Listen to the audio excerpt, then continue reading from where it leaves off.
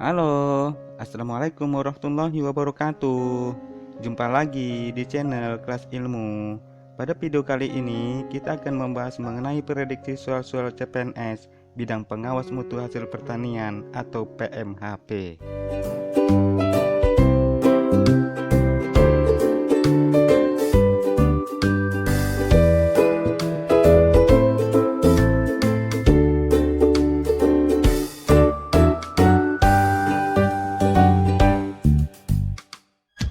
Oke teman-teman, latihan soal pada video kali ini itu menyangkut mengenai kisi-kisi terbaru dari Permen PAN, yaitu cemaran atau kontaminan dalam pangan. Kita langsung saja ya. Nomor 1. Pada cemaran pangan, jumlah mikroba aerob mesofilik per gram atau per mililiter contoh yang ditentukan melalui metode standar merupakan definisi dari titik-titik. A. Angka lempeng total. B. Angka cemaran total. C. Angka mikroba total. D. Jumlah mikroba tercemar. Atau E. Cemaran mikroba. Pembahasannya, angka lempeng total atau ALT atau disebut juga total plate count atau TPC adalah jumlah mikroba aerob mesofilik per gram atau per mililiter contoh yang ditentukan melalui metode standar. Angka lempeng total atau ALT menunjukkan jumlah mikroba dalam suatu produk. Jadi jawaban yang tepat adalah A. Angka lempeng total. Nomor 2. Escherichia coli yang menyebabkan penyakit diare seperti disentri yang disebabkan oleh Shigella adalah titik-titik. A. E. coli non-patogen. B. Enteropathogenik E. coli. C. Enterotoxigenic E. coli. D. Enteroinvasive E. coli. Atau E. E. coli serotif O157 banding H7. Pembahasannya, E. coli yang dihubungkan dengan tipe penyakit usus atau diare pada manusia yaitu pertama, Enteropathogenik E. coli menyebabkan diare terutama pada anak-anak dan bayi di negara-negara sedang berkembang. Yang kedua, E. coli serotif O157 banding H7 menyebabkan kolitis hemoragik atau diare berdarah. Yang ketiga, Enterotoxigenic E. coli menyebabkan secretory diarrhea seperti pada kolera.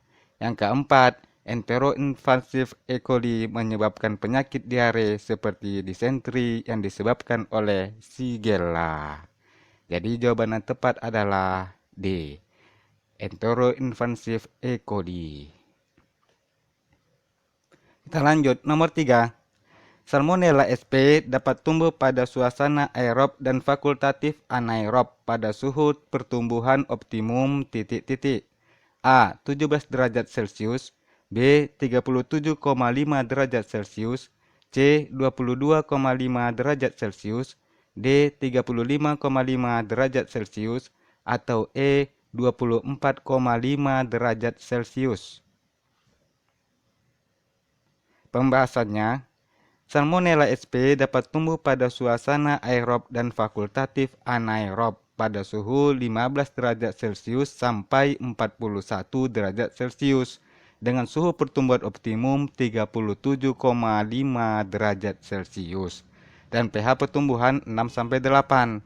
Namun pada suhu 56 derajat Celcius dan keadaan kering akan mati. Jadi jawaban yang benar adalah B. 37,5 derajat Celcius. Kita lanjut, nomor 4. Pada orang dewasa, cemaran kimia dalam bahan pangan ini dapat menyebabkan peningkatan tekanan darah dan gangguan pencernaan, kerusakan ginjal, sulit tidur, dan lain-lain. Cemaran kimia yang dimaksud adalah titik-titik. A. Timbal. B. Merkuri. C. Kadmium. D. Aflatoksin. Atau E. Arsen.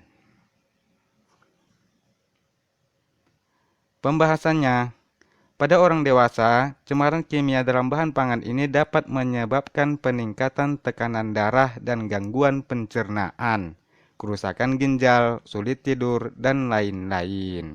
Cemaran kimia yang maksud adalah timbal. Selain itu, timbal juga bisa mengakibatkan kerusakan syaraf, sakit otak dan sendi, gangguan reproduksi, dan perubahan mood. Jadi jawaban yang tepat adalah A. Timbal. Nomor 5. Staphylococcus aureus menghasilkan toksin pada suhu tubuh manusia dan pada pangan yang disimpan pada suhu kamar. Toksin ini disebut enterotoksin karena dapat menyebabkan titik-titik. A. Sakit kepala.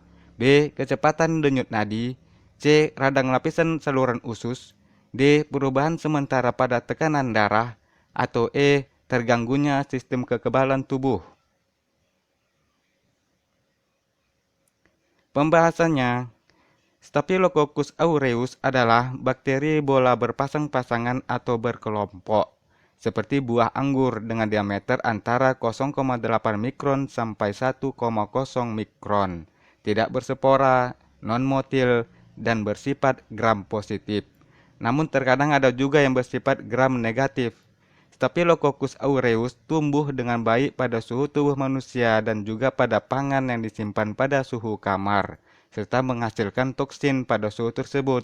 Toksin ini disebut enterotoksin karena dapat menyebabkan gastroenteritis atau radang lapisan saluran usus. Jadi jawaban yang tepat adalah C. Radang lapisan saluran usus.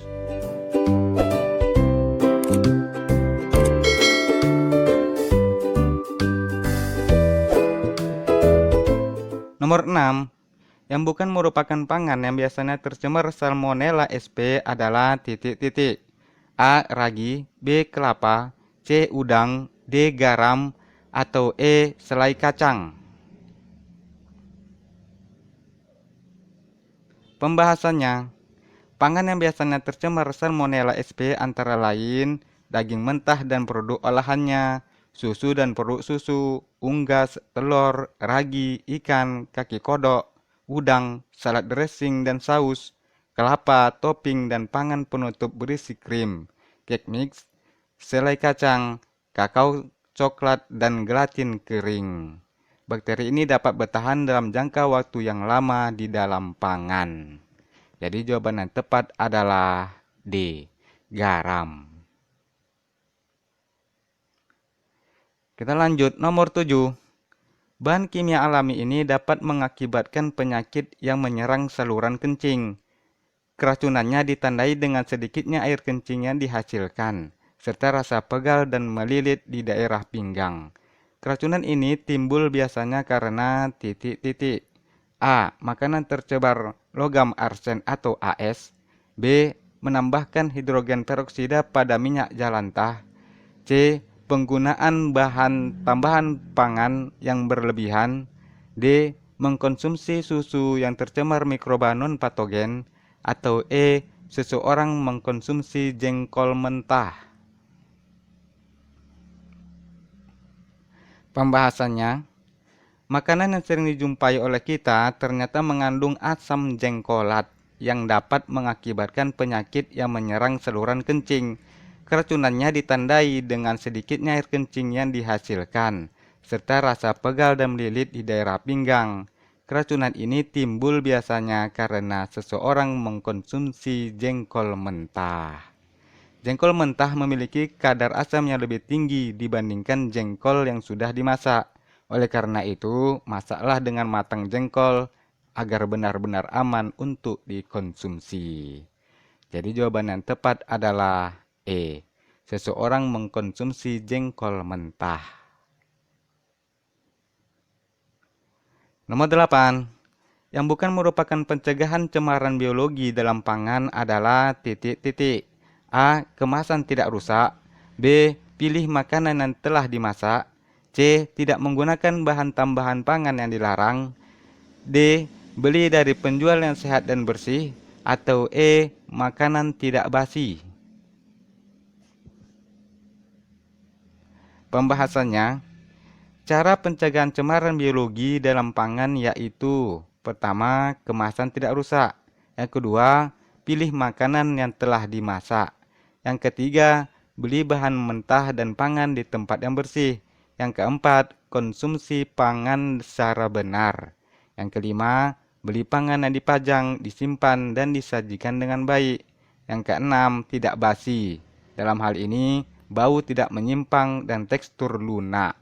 Yang ketujuh, jangan sayang membuang pangan dengan rasa menyimpang. Yang kedelapan, beli dari penjual yang sehat dan bersih.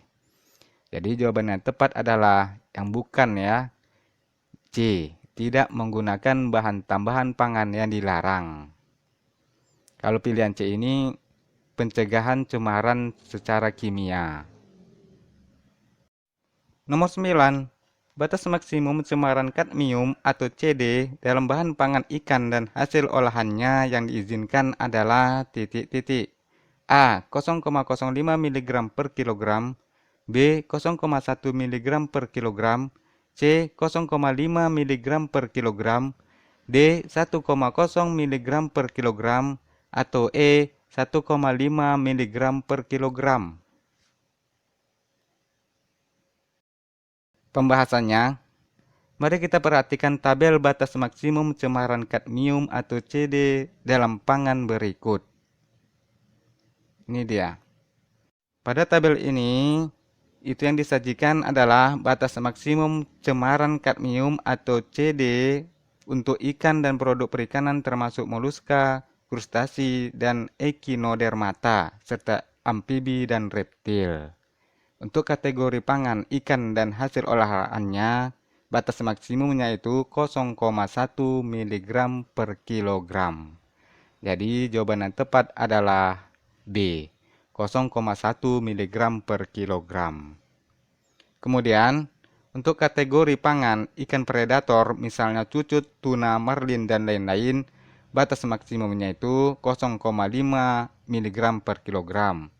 Lalu, kekerangan, misalnya moluska dan teripang, batas maksimumnya itu 1,0 mg per kilogram. Dan udang dan krustasi lainnya, batas maksimumnya itu 1,0 mg per kilogram. Berarti ya.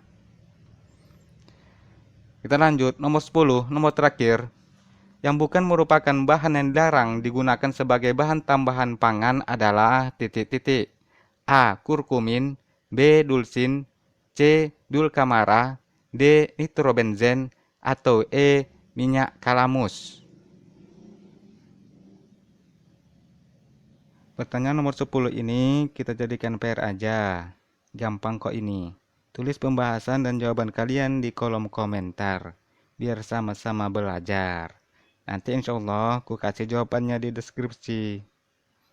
Oke teman-teman. Sekianlah dulu video pembahasan mengenai pengawas mutu hasil pertanian atau PMHP pada kali ini.